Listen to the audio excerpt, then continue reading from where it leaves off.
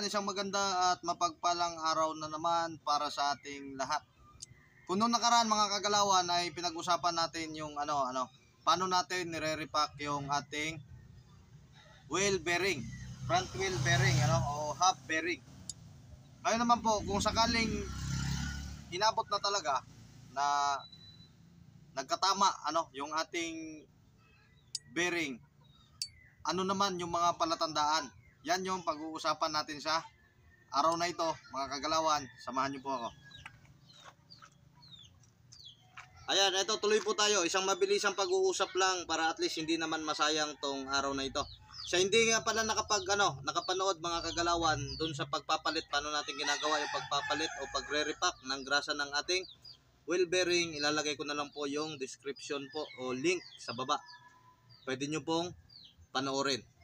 Ngayon proceed po tayo.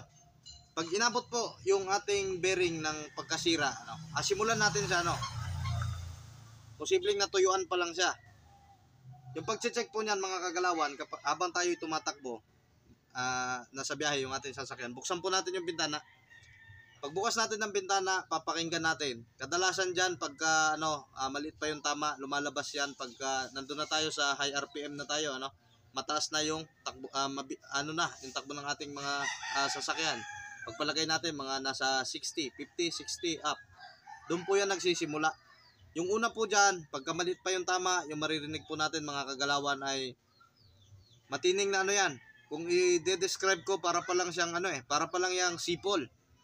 Sipol ba? Tama ba yung pagkaano ko? Basta maririnig mo, kakaiba po yan. Matining, tumitining po yan. Habang bumibilis ka, tumitining po yan. Kung masyado pang maliit, posible natuyuan pa lang po yan ng grasa. Yung iba po dyan, nahahabol pa po. Gaya po sa akin mga kagalawan, pagka na-experience ko na rin po yung ganyan, naihahabol ko po, nare-repack pa po yan. Nire-repack ko po kagad. Ngayon kung medyo, na yung tama, medyo lumulubanan ng konti, doon na po yung nangyayari na talagang naririnig na, mga 40 kilometers, naririnig na yan, malakas. Tsaka ugong na po yan, ugong na po yung mga kagalawan. Tapos palakas ng palakas. O kung worst na talaga, sabihin natin na talagang nag-level up na yung sira,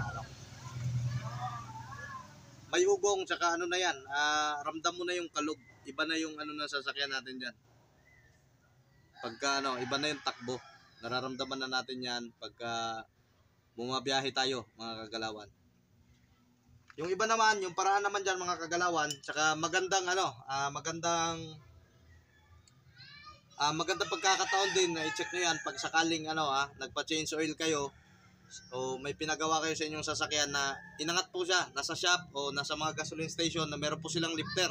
Yan po yung napakagandang pagkakataon. Lahat po ng gulong ng inyong sasakyan mga kagalawan, ikutin nyo po. Yan, kasi kung may tama na po yung wheel bearing natin dyan mga kagalawan, sa pag-ikot pa lang na ganyan, makakapa natin yan, mararamdaman po yan natin. Malagaslas, iba yung alam nyo yan, parang rattling sound, alam nyo, parang iba talaga yung andar niyan, mararamdaman nyo yan.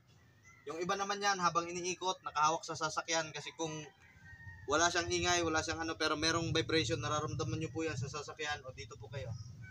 Sa na suspension kayo humawak. Habang iniikot po yan. At pag grabe na po talaga yung tama, ramdam nyo, alam nyo na po yan, pag angat nyo, kakalugin nyo pong ganyan, kumakalog na po yan mga kagalawan. Isa sa symptoms po yan na ang ating wheel bearing ay palitin na po. Yun lamang po sa araw na ito. At least may bigay man lang ako sa inyong bagay na magagamit nyo nga po sa inyong buhay, makatulong sa inyo o di kaya sa ating po kapwa. At isa pa po, napapansin nyo yung pagkakajack pala natin isa sa mabilisan at pang emergency ng pagjajack, pwede po tayo mag-jack dito sa portion na ito ng ating sasakyan. Ito po yung pinakamatibay na portion na kaya pong lumaban sa pwersa ng jack natin na hindi mayuyupi. Wag po kayong matakot, pwede po dito. Kabilaan po yan mga kagalawan dito, 'di ba? Kung mapapansin niyo naka-bolt sa portion na to, pwede kayong mag-jack up po diyan. Safe na safe po yan mga kagalawan.